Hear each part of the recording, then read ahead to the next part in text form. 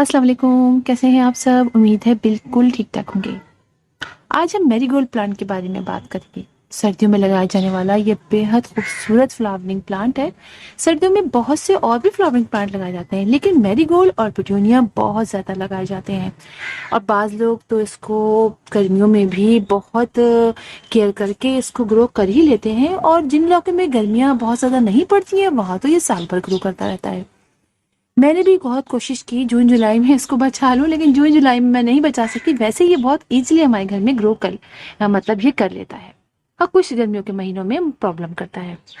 आज मैं आपको इसकी 5 टिप्स ऐसी बताऊंगी जो मैंने यूज़ की और मैंने चेक किया कि इससे तो हमारे फ्लावर्स भी बहुत अच्छे होते हैं और ये ग्रो भी बहुत अच्छा करता है।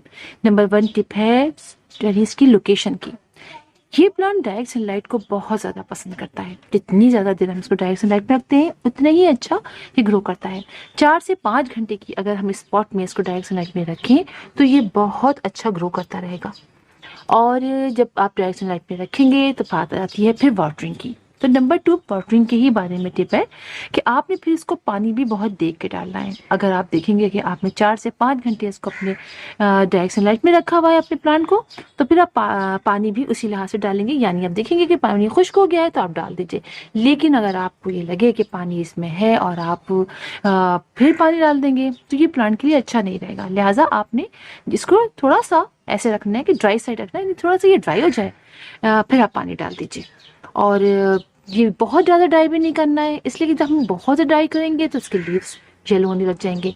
लिहाजा आपने ऐसा रखना है कि जब ड्राई हो जाएगा ऊपर से तो फिर फ्लावरिंग भी इसकी अच्छी होगी जब आप उसको थोड़ा सा ड्राई होने देंगे।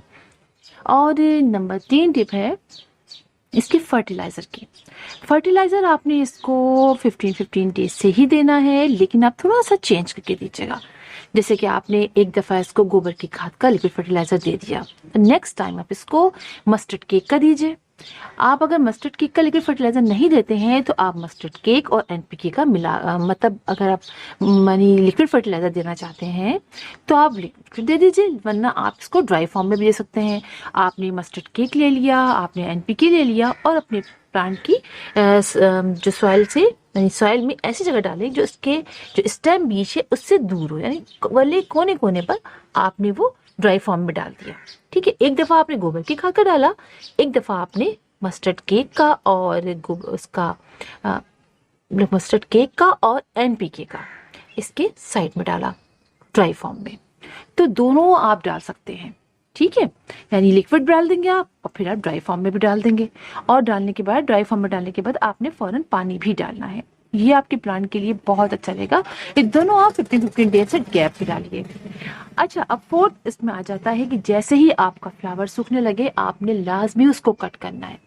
सीड का अभी मेरा तो नहीं ख्याल हमें ज़रूरत है, जब तक कि मौसम एंड नहीं हो जाता तब आप इसको बेशक सीड के लिए रख लीजिए। लेकिन अगर आपने अभी से सीड के लिए रखा तो आपका प्लांट समझेगा कि बस हमारा काम खत्म हो गया है और वो फ्लावरिंग करना, मजीद कलियां बनाना खत्म कर देगा, लीव भी आपके सूखने लगेंगे।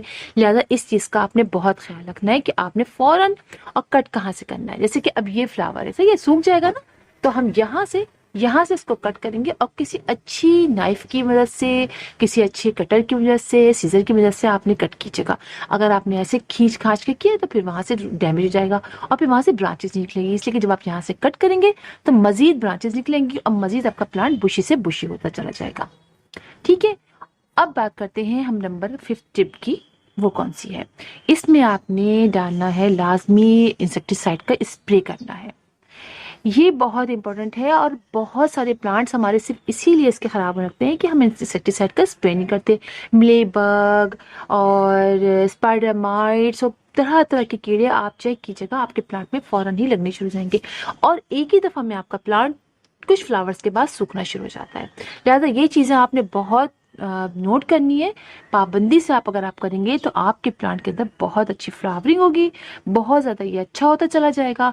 और एक बात और की जगह देखिए, इस तरह से रूट्स निकल आती हैं जब हम पानी डालते हैं ना, तो ये रूट्स, इन रूट्स को कवर करना लाजमी है। लिहाजा जब आप देखेंगे ये रूट्स आपकी बाहर निकल लेंगे, आप फौरन इनके ऊपर मिट्टी डाल दीजिए ताकि ये कवर हो जाए। इस बात का भी आप बहुत ज़्यादा ख्याल रखिए। तो फिर आप देखेंगे कि आपके अंदर, आपके प्लांट्स में बहुत अच्छी फ्लावरिंग होगी और आपका प्लांट जो है वो मज़ीद बुशी से बुशी होता चला जाएगा, चूँकि आप इसकी यहाँ से इसके हर दफ़ा कट कर दिया करेंगे।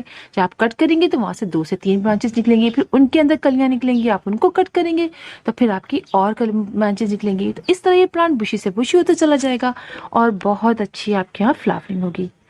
तो फिर इंशाल्लाह आप लोगों से मुलाकात होगी किसी और वीडियो में, किसी और टॉपिक के साथ। तब तक के लिए अल्लाह हाफिज।